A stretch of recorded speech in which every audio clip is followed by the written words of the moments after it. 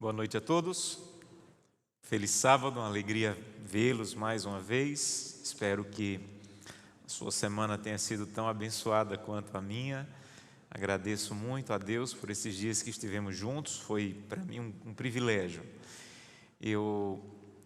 Estamos hoje na última noite da nossa semana de oração. Vamos concluir amanhã pela manhã com a mensagem pela manhã e a Santa Ceia às 3h. Vocês já receberam as informações. Que Deus prepare o nosso coração para que essa ceia, com essa conclusão da semana de oração, seja uma renovação na nossa vida espiritual.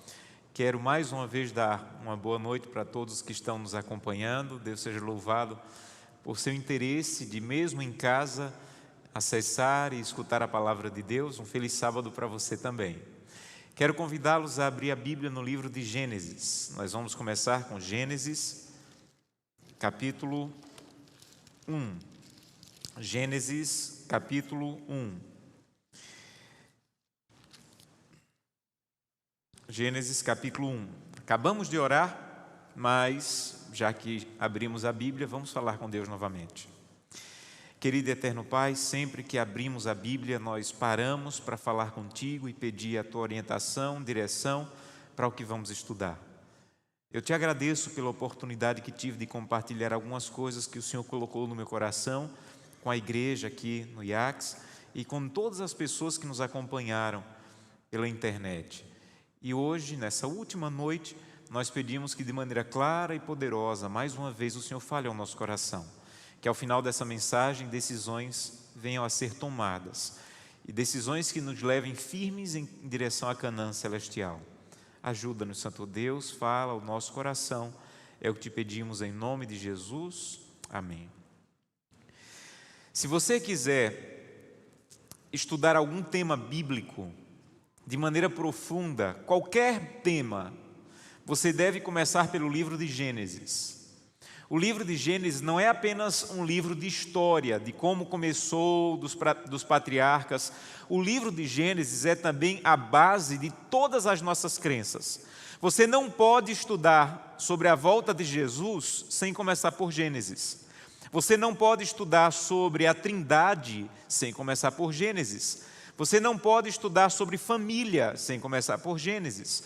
Você não pode estudar sobre a lei de Deus, sobre o santuário. Você não pode estudar qualquer tema bíblico sem começar por Gênesis.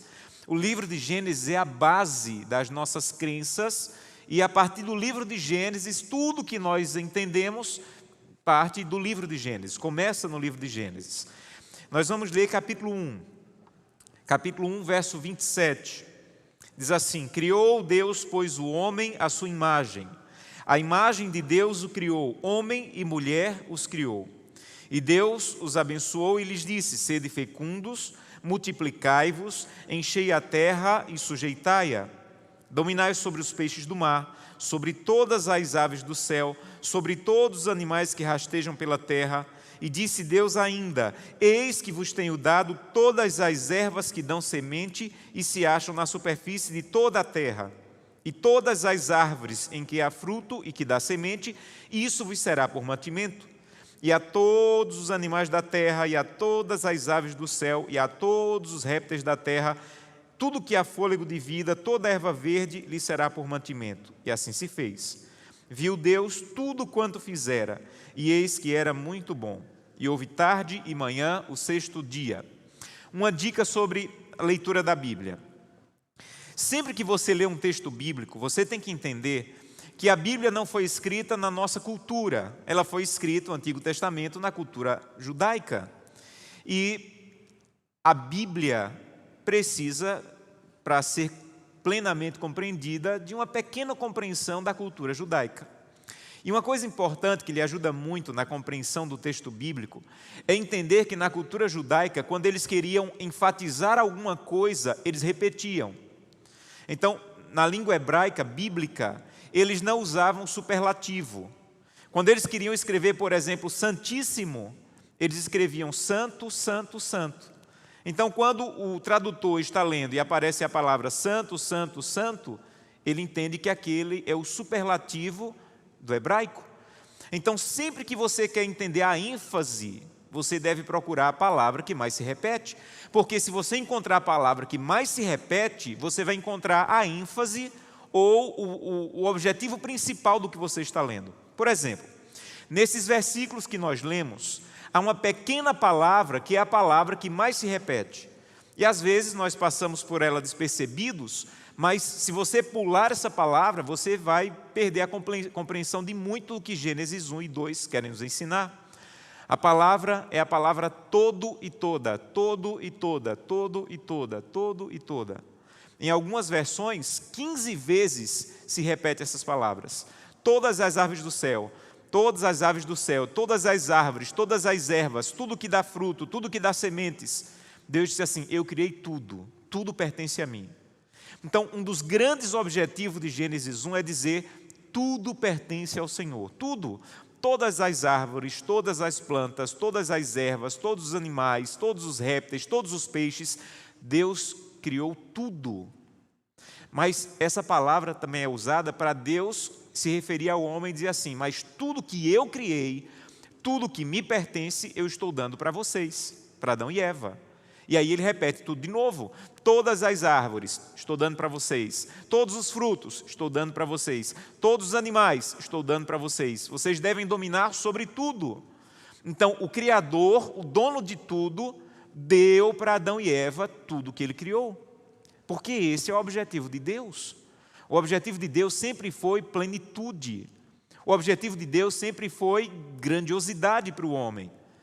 Então, se você quiser entender o padrão de Deus para a tua vida, você tem que entender essa palavra: Deus te criou para tudo. Deus te criou para toda a paz, toda a felicidade, toda a vida. Esse era o plano original de Deus. Então, se você quiser saber qual é o plano de Deus para o teu casamento, Gênesis 1 diz: Deus criou você para tudo. Não é apenas todos os animais, é toda a vida, toda a paz, toda a felicidade. Deus não nos criou, meus amigos, para um remendo de casamento. Deus não nos criou para um remendo, para um casamento mais ou menos. Deus não criou para uma família mais ou menos, para uma vida mais ou menos. Deus nos criou para a plenitude. Por isso que se repete tanto a palavra todo, toda, todo, toda. Tudo é de vocês, eu criei e estou dando para vocês. Mas esse Deus que criou tudo, que nos criou para a plenitude e deu tudo para Adão e Eva, está querendo nos ensinar uma lição hoje. Adão e Eva poderiam se considerar os donos do planeta. Eles eram donos de tudo. E mesmo sendo donos de tudo, eles viviam em paz. Então a pergunta a se fazer é a seguinte: como é que alguém pode ser dono do planeta inteiro e viver em paz? Imagina, uma pessoa ser dona do planeta inteiro, um casal ser dono do planeta inteiro e viver em paz. Porque Adão e Eva, nesse momento, não brigavam. Imagina. Eles não iam brigar: aquela árvore é minha, aquele animal é meu, aquele passarinho Deus deu foi para mim, não foi para você. Então a pergunta a se fazer é: como é que Adão e Eva eram donos de tudo e viviam em paz? Aí o texto responde, porque o texto diz assim: eles eram a imagem e semelhança de quem? De Deus. Então, se alguém te perguntar: como é que alguém consegue ser dono de tudo e viver em paz? A resposta é: se ele for a imagem e semelhança de Deus, ele pode ser dono do planeta inteiro e vai viver em paz como Adão e Eva. Nós somos donos de tão pouco e causamos tanta confusão. Então a pergunta é: como é que Adão e Eva eram donos de tudo? A resposta é: eles eram a imagem e semelhança de Deus. E quando se é a imagem e semelhança de Deus, você pode ter tudo e viver em paz. Mas essa é a resposta bíblica. Mas Satanás começou a dizer outra coisa no universo. Ele começou a dizer: não, eu sei porque Adão e Eva vivem em paz. Eu sei. Porque Deus criou Adão e Eva para serem robôs. Então Adão e Eva funcionam assim. Eles só podem fazer o que Deus quer. Adão e Eva não têm possibilidade de escolher nada diferente do que Deus quer. Então Adão e Eva só podem fazer, eles são escravos do bem, eles são escravos da vontade de Deus. Eles não têm a possibilidade de escolher nada diferente do que Deus quer. Eles são escravos. E isso era uma mentira. E para provar que era uma mentira, aconteceu o que está no capítulo 2, verso 16. Para provar para o universo que Adão e Eva eram livres, que Adão e Eva poderiam discordar de Deus, que Adão e Eva tinham possibilidade de fazer o contrário do que Deus queria, Aconteceu o que está no capítulo 2, verso 16. E o Senhor Deus lhe deu esta ordem: de toda, olha a palavra toda novamente aí, de toda árvore do jardim comerás como? Livremente. Mas da árvore do conhecimento do bem e do mal não comerás, porque no dia em que dela comerdes, certamente morrerás. Capítulo 1, quantas árvores Adão e Eva poderiam comer? Os primeiros versículos que nós lemos, quantas árvores? Todas. Poderiam tocar em quantos frutos? Todos. Poderiam fazer piquenique embaixo de quantas árvores? Todas. No capítulo 2, eram todas menos uma. Olha, era fácil. Imagina quantas milhares de árvores existiam. Eles poderiam comer de todas, menos de uma. Mas aí nós conhecemos a tragédia do capítulo 3, verso 1.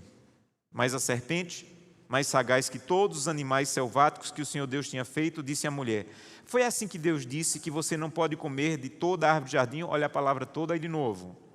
Respondeu então a mulher: dos frutos das árvores do jardim podemos comer, mas do fruto da árvore que está no meio do jardim, disse Deus, dela não comereis, nem tocareis, para que não morrais. Então a serpente disse à mulher: é mentira de Deus, Eva, é mentira, é certo que não morrereis, porque Deus sabe que no dia em que dela comerdes, vossos olhos se abrirão, e como Deus sereis conhecedores do bem e do mal. Pastor, eu já conheço essa história, mas o que é que ela tem a ver comigo? Deixa eu te explicar.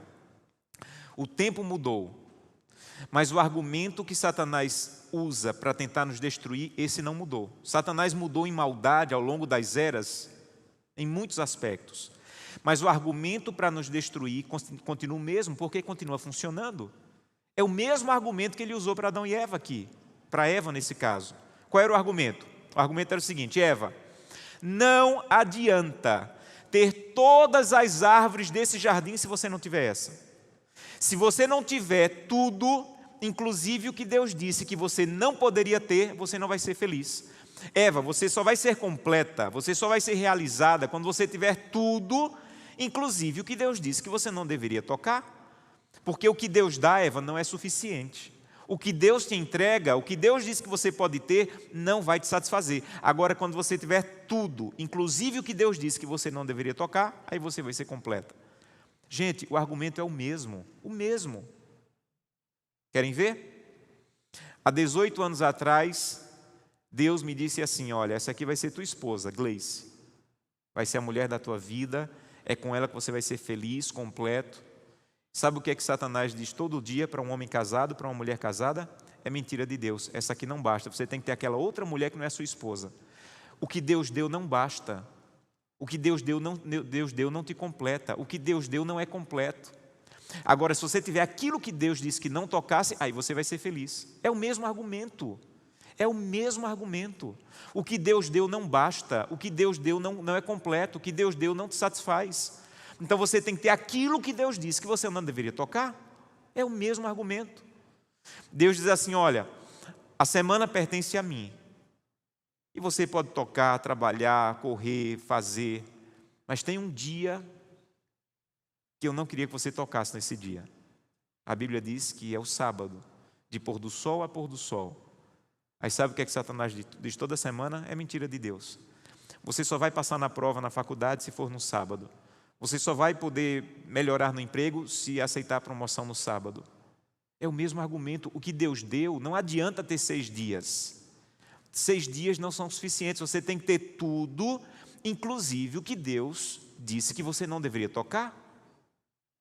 Deus diz assim: olha, vou te dar a vida, vou te dar o sustento, vou te dar força, vou te dar sabedoria. E por teu tempo, por teu esforço, você vai receber o salário. E uma parte desse valor eu não quero que você toque. A Bíblia chama esse valor de dízimos e ofertas. E Satanás diz assim: é mentira de Deus. Você só vai prosperar de verdade quando você gastar tudo, quando você usar tudo. Uma parte não basta, você tem que ser dono de tudo. E é nesse ponto que nós não paramos para pensar na seriedade do que aconteceu. Porque depois que nos tornamos pecadores, a palavra tudo, todo, ela mudou completamente de sentido. Em Gênesis 1, ser dono de tudo não era nenhum problema. Em Gênesis 3, ser dono de tudo se tornou um grande problema, porque agora nós éramos diferentes de Deus, egoístas. E um coração egoísta não pode ser dono de tudo.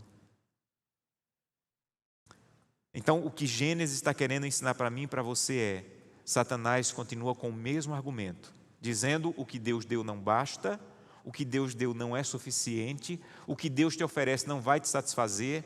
Agora, quando você tiver tudo, inclusive o que Deus disse que você não deveria tocar, aí você vai ser completo. E o plano original do inimigo, eu desafio você, ou incentivo você, a ler um livro chamado História da Redenção, um dos livros mais incríveis que eu já li na vida, História da Redenção. E esse livro diz que o plano original do inimigo era o seguinte: eu vou tentar Adão e Eva. Se eles caírem, aí Deus não vai ter jeito. Porque se Deus destruir Adão e Eva, eu vou dizer: está vendo bem que eu disse que Deus não amava. Se Deus passar a mão na cabeça deles, eu vou dizer: se passar a mão na cabeça deles, tem que passar na minha também. Então, na cabeça do inimigo não tinha saída para Deus. Ou Deus iria destruir Adão e Eva e servia para ele, ou Deus iria passar a mão e dizer assim: não é nada não, um pecadozinho, não tem nada não, deixa para lá. E isso também servia para ele. O que Satanás não conhecia era a graça de Deus, descrita no capítulo 3, verso 21, um dos versículos mais lindos da Bíblia para mim. Fez o Senhor Deus vestimenta de peles para Adão e sua mulher e os vestiu. E nesse momento, Deus apresenta publicamente um plano que a Bíblia diz que já estava pronto desde a fundação dos tempos, o plano da redenção. E o plano da redenção são 3 pontos. Se você não entender esses 3 pontos, você não entende a salvação. Primeiro, você é pecador. Se você não chegar a essa conclusão, não importa quão nobre você pareça, não importa quão bondoso você pareça, você e eu somos pecadores. Esse é o primeiro ponto do plano da salvação. Quem não entender esse ponto, aqui não passa. Não passa. Eu sou pecador. Eu sou pecador. Eu sou pecador. E vou continuar sendo até a glorificação. Estou num processo de santificação, de transformação, mas sou pecador. Em pecado me concebeu minha mãe, a Bíblia diz. Segundo ponto do plano da salvação. Jesus Cristo veio morrer na cruz do Calvário para resolver o problema do meu pecado. Terceiro ponto, esse Jesus vai voltar para me levar de volta para o céu, para devolver tudo o que o pecado me tirou. Eu sou pecador, Jesus veio morrer por mim, por meu pecado, por causa da minha culpa, e Jesus vai voltar e vai nos levar de volta para o céu para devolver tudo. Então, Gênesis 1 e 2, meus amigos, não leia só como é a história de Adão e Eva. Gênesis 1 e 2 é a história da sua família quando voltar para o céu. Quando voltarmos para o céu, vamos ser donos de tudo de novo. Todas as árvores, todas as plantas, todos os animais, toda a paz, toda a vida. Tudo que o pecado nos tirou em Gênesis 3, Jesus vai voltar para nos devolver quando Ele vier novamente a essa terra. Nós vamos ser donos de tudo de novo. Então a pergunta a ser respondida essa noite é: quantos querem dizer: Jesus, eu aceito o que o Senhor fez por mim no Calvário, e eu quero estar contigo a cada dia, porque eu quero voltar para o céu e ser dono de tudo de novo? Quantos querem isso? Você quer mesmo? Então você está com um problema. E eu também, que levantei a mão. Sabe qual é o problema? O problema é o seguinte: se Jesus voltar hoje e me disser tudo é teu de novo, com o coração egoísta que nós ainda temos, nós vamos causar a maior confusão no céu. Porque um coração egoísta não pode ser dono de tudo. Um coração egoísta não pode ter tudo, porque ele vai causar problema. Se eu voltar para o céu com o coração egoísta que eu ainda tenho, quando Deus disser assim: olha, está aqui a rua de ouro, está aqui a cidade, eu vou procurar uma picareta, tentar arrancar um pedacinho de ouro, botar num saco e procurar onde vender. Porque é isso que um coração egoísta faz. Um coração egoísta não pode morar numa rua de ouro, ele vai causar o maior problema. Quando Jesus voltar e disser assim: olha, você é bem-vindo, você é dono de tudo de novo, eu vou olhar para a harpa e vou dizer: não, não quero essa aqui não, quero a daquele ali que está mais afinada do que a minha. Está aqui a tua casa, na mansão celestial. Não, eu não quero essa não, quero a do meu vizinho que tem um quintal maior. Porque um coração egoísta não pode ser dono de tudo. Ora, se nós somos donos de tão pouco e causamos tanto problema, tanta confusão, imagina se fôssemos donos de tudo. Então deixa eu te dizer uma coisa, não esqueça disso.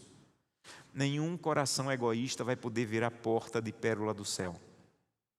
Ô pastor, mas quando Jesus voltar ele não vai nos transformar? Vai, de um monte de mazelas. Mas o egoísmo tem que ser arrancado aqui. O egoísmo deve ser arrancado aqui. Porque o egoísmo, meus irmãos, é o pior do pior que o pecado fez conosco. O pior que o pecado fez conosco foi nos tornar egoístas. A base de todos os nossos pecados é o egoísmo. Querem ver? Um homem ou uma mulher sente desejos sexuais por outra pessoa que não a esposa ou o esposo. Aí não quer nem saber o que Deus vai sentir, não quer nem saber o que o esposo vai sentir, não quer nem saber o que os filhos vão sentir, não quer nem saber o que a igreja vai sentir, só vai lá e adultera. Qual é a melhor palavra para descrever essa atitude? Me ajudem. Egoísmo. Eu me encontro numa situação difícil, aí pensa assim, se eu falar a verdade eu me dou mal, mas se eu mentir eu escapo. Então não quero nem saber quem vai se dar mal, contanto que eu escape. Aí vou lá e minto. Qual é a melhor palavra para descrever essa atitude? Egoísmo. O egoísmo está destruindo os casamentos. O egoísmo está destruindo as famílias. O egoísmo está destruindo as relações. Mas o pior que o egoísmo está fazendo é me tirando a possibilidade de voltar para o céu e ser dono de tudo. De ouvir Jesus dizendo, vinde benditos do meu Pai e possuir todo o reino que vos está preparado. Tudo é de vocês. Ah não, pastor, mas no meu casamento o problema não é egoísmo não. O meu problema no casamento é essa mulher que eu estou casado com ela. Então vou deixar essa mulher e vou casar com outra. As estatísticas dizem que 50% dos casamentos estão terminando em divórcio. 70% dos segundos casamentos estão terminando em divórcio. E quase 90% dos terceiros casamentos terminam em divórcio. Sabe o que quer dizer essa estatística? Que a solução não é mudar de terreno, é mudar de semente. Você pode plantar teu casamento em 500 casamentos. Mas se você é egoísta, onde você plantar teu casamento vai nascer egoísmo. Ah não, pastor, a solução, o problema não é egoísmo não. O problema é que a gente está precisando de uma nova lua de mel. E você junta um dinheiro, vai para a Europa e passa 20 dias lá lindos e volta para briga, confusão e divórcio. Porque não adianta mudar de terreno, tem que mudar a semente. Não importa onde você plante o teu casamento. Se alguma coisa não acontecer aqui, só vai brotar egoísmo. Só vai brotar discórdia. Então a solução é, Senhor, eu quero voltar para o céu, mas o que eu faço com o meu egoísmo? E Deus nos apresenta o método divino de arrancar o egoísmo do nosso coração.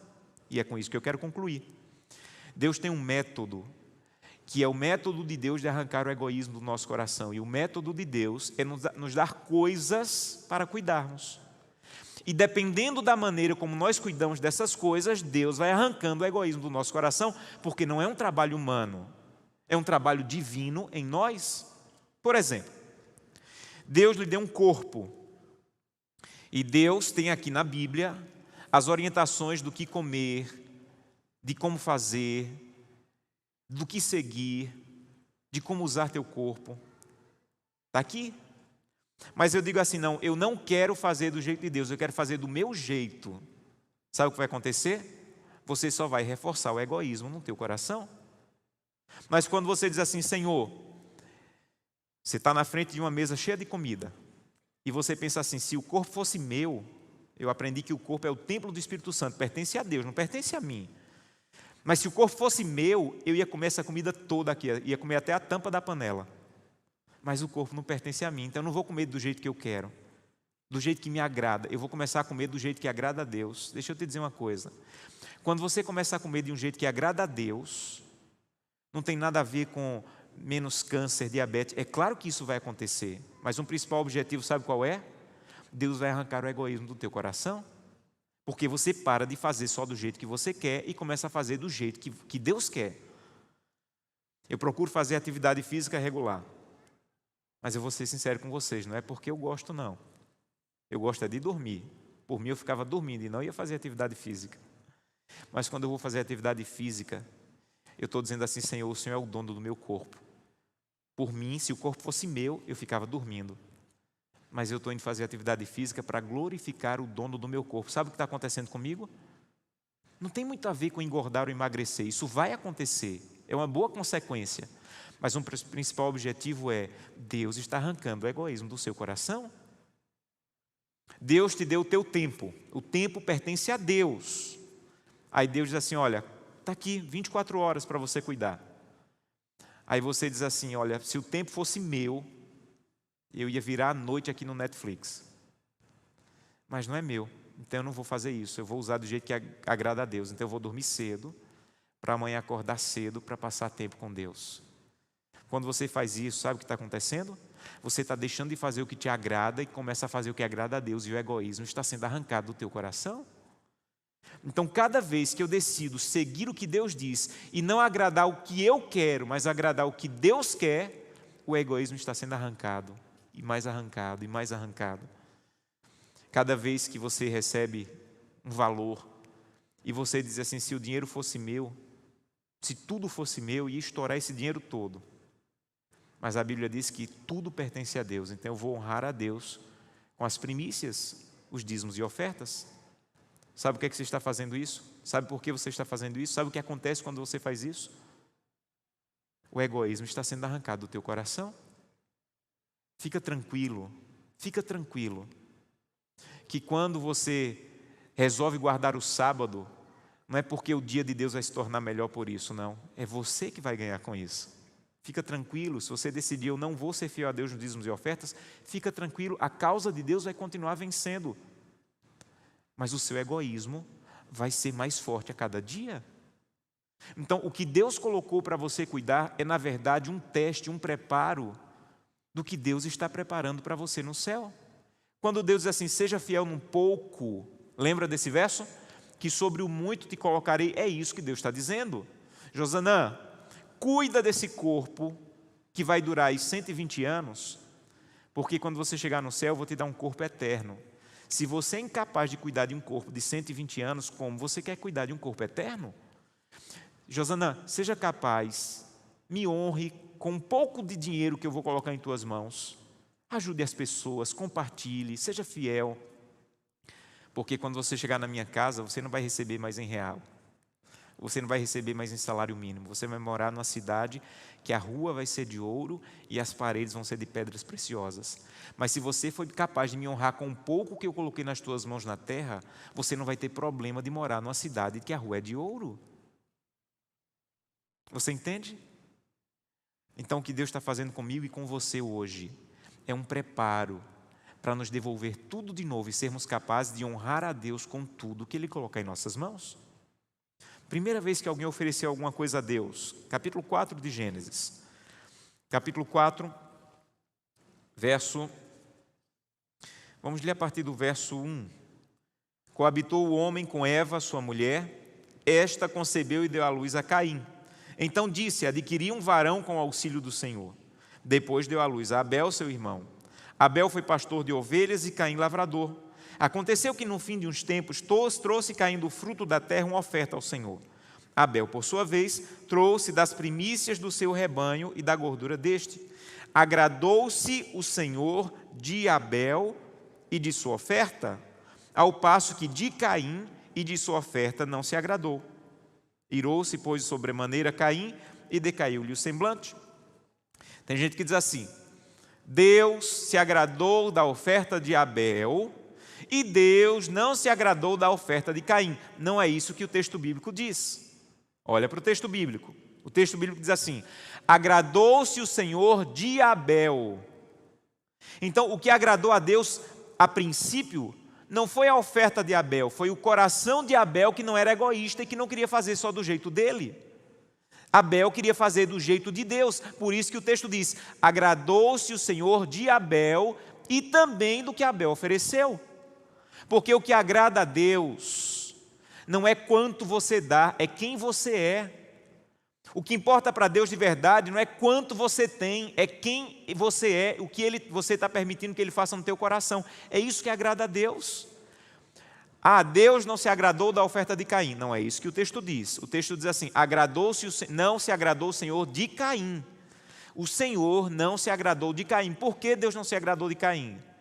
porque a Caim só queria fazer do jeito dele. Isso só estava reforçando o egoísmo. E quando Deus vê alguém que só faz por egoísmo, o que ele oferece também não agrada a Deus. É por isso que eu preguei em um desses sermões que Deus não quer só o teu sábado. Deus quer o teu domingo, a tua segunda, a tua terça, a tua quarta, a quinta, a sexta. E o sábado é para você celebrar um Deus que você aprendeu a andar com Ele e permitir que Ele tire o egoísmo do teu coração todo dia da tua vida. Então o que nós precisamos entender é: Deus está voltando para nos devolver tudo. E para podermos ouvir tudo é seu, alguma coisa tem que acontecer no nosso coração. O egoísmo tem que ser arrancado. E a maneira de Deus arrancar é colocar coisas em nossas mãos.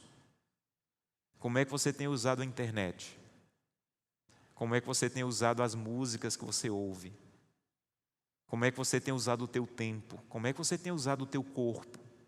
Como é que você tem usado os recursos que Deus colocou em tuas mãos? Porque é isso que nós vamos levar para o céu, um caráter transformado, ao ponto de andarmos tão pertinho de Jesus, que quando chegarmos na porta do céu, não vamos olhar nem para a rua de ouro, nem para a porta de pérola, vamos olhar para Jesus, que foi quem nós aprendemos a olhar diariamente aqui. E o que vai nos importar não é a rua de ouro a princípio, o que vai nos importar é estarmos pessoalmente, frente a frente, aquele que nós aprendemos a caminhar com Ele, viver com Ele, fazer a vontade dEle. Último versículo e termino com a história. Apocalipse capítulo 12. Apocalipse capítulo 12, verso 11. Aqui está falando dos salvos. E segundo Apocalipse 12, 11, olha quem serão os salvos. Apocalipse 12, 11. Eles, pois, o venceram. Eles, pois, o venceram. Aqui está falando dos vitoriosos, que serão salvos. Quem serão os vitoriosos? Segundo Apocalipse 12, 11. Eles venceram por causa do sangue do Cordeiro e por causa da palavra do testemunho que deram, porque mesmo diante da morte não amaram a própria vida. Duas características dos vitoriosos, segundo Apocalipse 12, 11. Primeira, lavaram suas vestes, o seu caráter, no sangue do Cordeiro. Foram justificados pela fé. Segundo, não amaram a própria vida. Essa é a segunda característica. Sabe qual é o nosso problema? Nós amamos muito a nossa própria vida. Nós amamos comer o que nos agrada. Nós amamos fazer o culto quando nos agrada, ler a Bíblia quando nos agrada. Nós amamos orar quando nos agrada. Nós amamos contribuir, ser fiel quando nos agrada. Sabe quem são os vitoriosos? São os que chegam à conclusão: eu tenho que parar de me agradar. Porque quanto mais eu me agrado, mais egoísta eu me torno. Eu tenho que começar a agradar a Deus. Porque quanto mais eu agrado a Deus, mais santo eu me torno. Mais parecido com Cristo eu me torno. Mais capaz de ouvir Jesus dizendo: sejam bem-vindos, tudo é de vocês novamente, eu me torno. Alguns anos atrás eu tive o privilégio de ouvir um missionário norte-americano chamado Wes Stanford. E eu participei de uma reunião, de um congresso em que ele estava falando. Ele faz parte de uma ONG que visita os países perseguidos, que sofrem dura perseguição religiosa. E ele vai lá para fortalecer os irmãos, para ajudá-los. E esse missionário, ele tinha na responsabilidade cuidar ou visitar a Etiópia. A Etiópia passou 13 anos sobre um regime que impediu as igrejas de serem abertas. Muitos cristãos foram mortos, espancados, presos.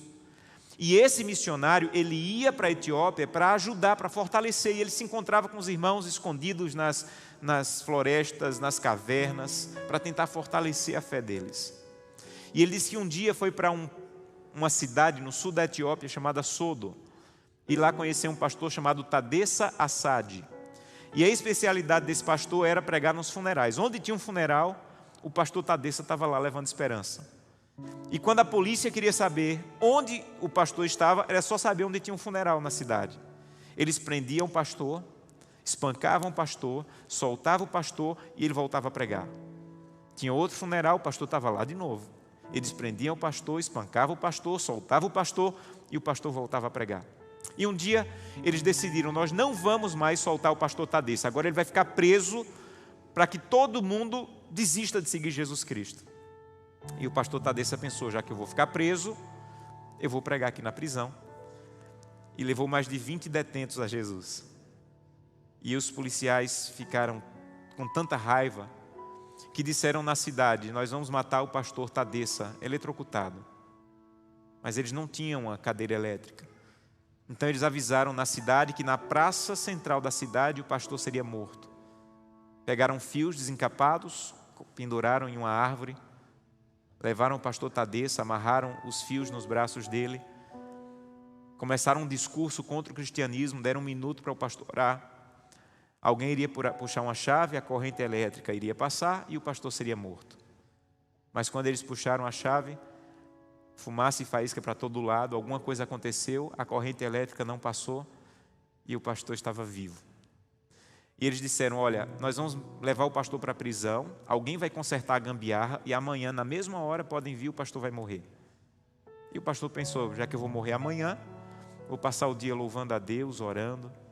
Voltou para a prisão. No outro dia foi trazido, uma multidão maior estava, e esse missionário Wes Stanford estava lá no meio, vendo tudo acontecer. Alguém havia passado a tarde consertando a gambiarra, amarraram novamente o pastor, puxaram a chave para a corrente elétrica passar, os fusíveis da cidade estouraram, novamente a corrente elétrica não chegou, e a multidão começou a fazer barulho e como que querer avançar, e eles amarraram o pastor pela pressão da multidão e disseram: vai embora, vai embora. E esse missionário saiu atrás do pastor e disse: pastor, o que é que o senhor vai fazer? Um homem que passou 2 dias seguidos pela morte, o que é que o senhor vai fazer agora? Para onde é que o senhor está indo? E ele disse assim: eu soube que tem um funeral, eu vou lá pregar.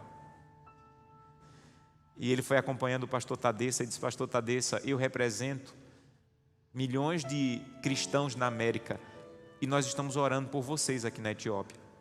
E o pastor Tadesse parou, ficou com o rosto sério e disse assim: vocês na América estão orando por nós? Então volte para a América e diga que nós é que estamos orando por vocês. E ele perguntou: mas por que vocês estão orando por nós, se vocês é que estão enfrentando a perseguição? E ele disse: irmão missionário, você está vendo a nossa situação, você está vendo quão sério e quão perigoso é ser um cristão aqui na Etiópia. É tão sério que todo cristão na Etiópia acorda pensando assim: pode ser hoje o meu último dia de vida, pode ser que eu seja descoberto, que eu seja preso, espancado, morto, como vários já foram. Então, como todo cristão na Etiópia acorda tendo a clara noção que aquele pode ser o último dia de vida, nós passamos o dia em oração, na roça, em casa, o que a gente está fazendo, a gente passa o dia em oração, porque pode ser o último dia de vida. Mas eu soube que na América as coisas vão muito bem, e que tem cristão na América que consegue passar a semana inteira sem orar. É verdade que tem cristão na América que passa o dia inteiro, a semana inteira sem orar. E ele disse assim: é verdade, pastor, é verdade. E ele falou: irmão, você sabe que é proibido se reunir aqui como igreja, mas a gente precisa tanto um do outro, a gente precisa tanto do corpo de Cristo, que mesmo sendo proibido, muitos já tendo sido espancados e até mortos, nós nos reunimos à noite, no escuro, nas florestas, nas catatumbas, nas cavernas, porque nós precisamos do corpo de Cristo, nós precisamos um do outro. Mas eu soube que na América vocês têm igreja em todos os bairros, e mesmo podendo ir para a igreja a hora que quiser, que ninguém vai entrar para te espancar, tem cristão que no dia de culto não vai para a igreja, fica em casa. É verdade que tem cristão que no dia de culto não vai para a igreja, fica em casa, assistindo ou fazendo qualquer outra coisa. E ele disse assim: é verdade, é assim que acontece na América. E ele disse assim: missionário, eu tinha na minha congregação só a minha Bíblia, só uma Bíblia. E quando eu comecei a perceber que eu seria preso, eu reuni minha igreja à noite no escuro e disse: irmãos, o que nós temos de mais valioso é a Bíblia, e eu não tenho mais como guardá-la. Se eu for preso, eles vão destruir a Bíblia. Se alguém for preso e ficar com a Bíblia, vai destruir a Bíblia. Então eu vou fazer o seguinte: E ele disse assim: missionário, com minha própria mão, eu comecei a rasgar as páginas da Bíblia e comecei a dar um pouco para cada um, para cada família guardar escondido. Era mais fácil esconder pedaços da Bíblia do que uma Bíblia inteira. Então cada um levou um pedaço da Bíblia para casa. E à noite, missionário, quando eu estou pregando no escuro, no meio do meu sermão, eu digo assim: eu preciso de Isaías 53. E lá do meio do escuro, alguém se levanta e do fundo do coração começa a recitar Isaías 53, porque ele decorou aquela página que levou para casa. Mas eu soube que na América vocês têm 10 Bíblias em casa e tem cristão que passa a semana sem ler nenhuma. É verdade que vocês podem ter quantas Bíblias quiserem, mesmo assim não leem? E o missionário disse assim: é verdade, nós é que estamos precisando de oração. Meus irmãos, nós estamos urgentemente precisando de oração, urgentemente. Porque nós temos muito, mas o egoísmo tem tomado tanto conta do nosso coração, que nós só fazemos do nosso jeito, mesmo sabendo que está em oposição ao jeito de Deus. Nós usamos o nosso tempo do nosso jeito, mesmo sabendo que está em oposição ao jeito que Deus quer que eu use o meu tempo. Nós assistimos coisas do nosso jeito, mesmo sabendo que está em oposição ao que Deus quer que eu assista, que eu coma. Nós vamos ouvir hoje uma música. E eu gostaria de convidá-lo a ouvir com atenção a letra dessa música. E ao final eu quero fazer um convite a você. Uma das músicas mais lindas que nós temos. E essa música fala profundamente ao nosso coração e fala exatamente dessa decisão de um dia estar com Cristo e ter tudo novamente. Feche os seus olhos e ouça com atenção a letra dessa música.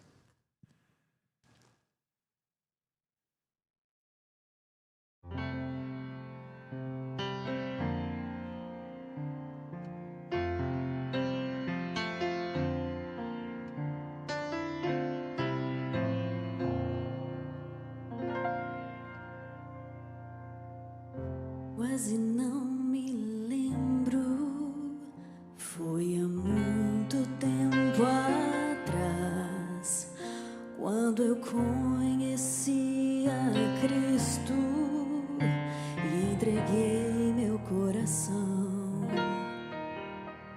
Com Deus em minha vida, pensei achar só paz. Passei por duras provas, eu achei que era o fim. Milagres eu não via, nem saída ou solução. Eu me lembro quantas vezes minha fé vacilou, mas o amor de Deus mostrou-me a certeza de vencer. E hoje sei que Cristo é o caminho que sempre seguirei. Escolho Jesus sem olhar para trás. Eu tomo sua cruz e sua mão. Entrego meu ser e meu coração. O que mais posso oferecer? Assim como a noite irá findar e o novo sol irá brilhar, decidido hoje estou. Escolho Jesus.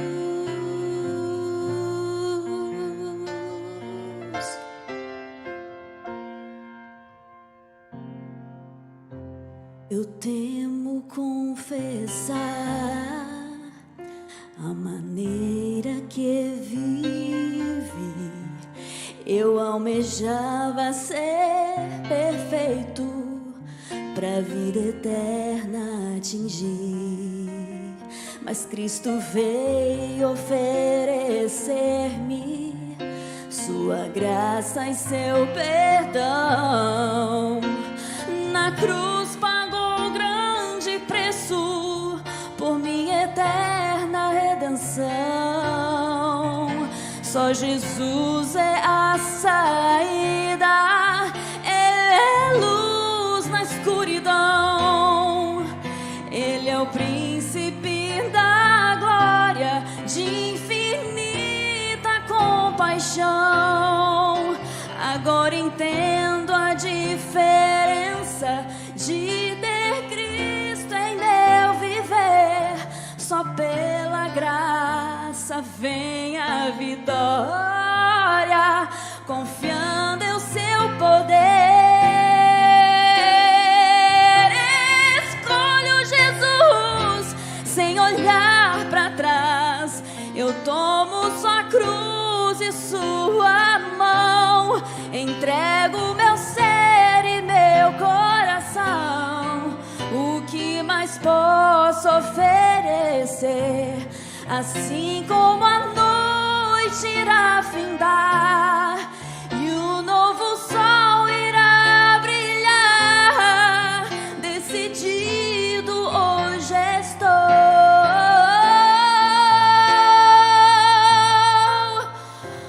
Escolho Jesus.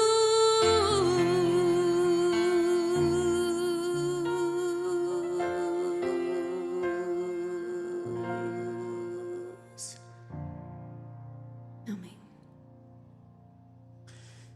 Quero convidá-lo hoje a tomar o que eu considero a segunda decisão mais importante da vida cristã. A primeira é aceitar Jesus Cristo e ser batizado. Essa é a decisão mais importante. A segunda é a decisão de dizer: Santo Deus, eu te autorizo a arrancar o egoísmo do meu coração. Eu tomei a decisão de entregar a vida em tuas mãos para voltar para o céu.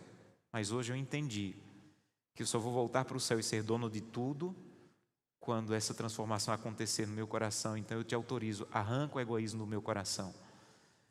Seja no aspecto do meu corpo, seja no aspecto da maneira como eu namoro, da maneira como eu trato as pessoas, como eu uso o meu tempo, como eu uso os recursos que o Senhor colocou em minhas mãos. Me ajuda, Santo Deus, arranca o egoísmo do meu coração, porque eu quero voltar para o céu e poder ouvir o Senhor dizendo: sejam bem-vindos para ser donos de tudo que o pecado tirou. Então não vou pedir hoje que você fique em pé, eu não vou pedir que você levante a mão. Eu quero convidá-la a fechar os olhos e você conversar com Deus e dizer para Deus o que você entendeu da mensagem dessa noite. E dizer em quais aspectos da sua vida você precisa de ajuda, para que Ele te ajude a que esse egoísmo seja arrancado. Feche seus olhos, converse um pouco com Deus e ao final eu vou orar. Vocês que estão em casa, nos acompanhem, feche seus olhos e apresente para Deus a sua decisão.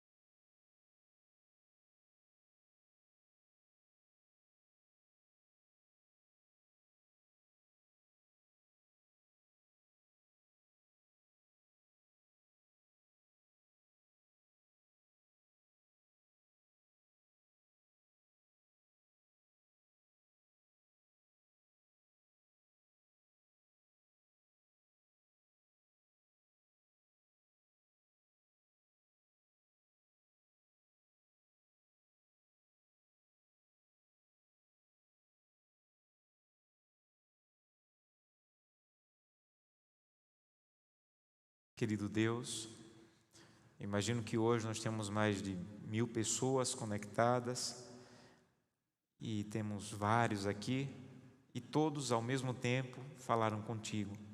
E é impressionante que o Senhor ouviu cada um, cada pedido, cada clamor, cada reconhecimento de que realmente o egoísmo está acabando o casamento, é o egoísmo que está acabando a vida, os relacionamentos. Mas essa noite nós entendemos o pior que o egoísmo está fazendo. Nós te pedimos perdão, Senhor, pela maneira que temos usado o nosso corpo, o nosso tempo, os nossos recursos, os nossos dons. Nos perdoa, nos ajuda a recomeçar, arranca o egoísmo. Nós te autorizamos, por mais que venha a doer, por mais que tenha que haver mudanças em nosso estilo de vida, em nossa maneira de agir, por favor, Santo Deus, arranca o egoísmo do nosso coração, porque nós queremos voltar para o céu e queremos ser donos de tudo o que o pecado nos tirou. Queremos ouvir o Senhor dizendo: vinde benditos do meu Pai, você foi fiel no pouco, agora você vai receber o muito que vos está preparado desde a fundação dos tempos. Abençoa-nos, Santo Deus, nos transforma a cada dia, mais e mais, É o que te pedimos, em nome de Jesus. Amém. Que Deus abençoe a todos.